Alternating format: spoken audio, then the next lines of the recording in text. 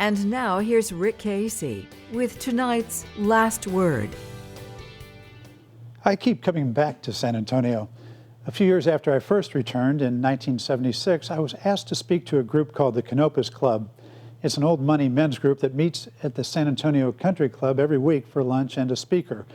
I told them that when I was a student at St. Mary's University, I took German rather than Spanish, que lástima, because I didn't plan on staying here.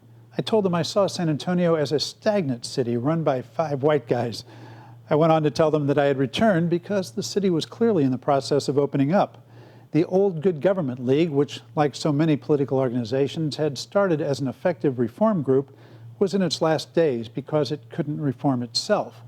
A new organization called Communities Organized for Public Service, COPS, was bringing power to Hispanic and Black neighborhoods and shaking up the establishment.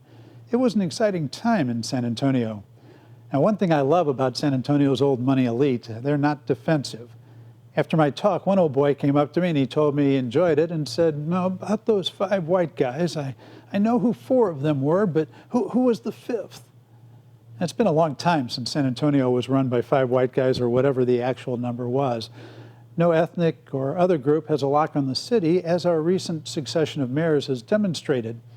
The city has opened up politically, economically, and culturally, and it remains an exciting place to be and to cover."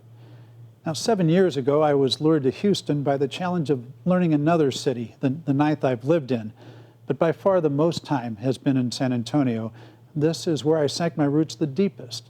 So when the opportunity arose to plug back into this city, I didn't hesitate.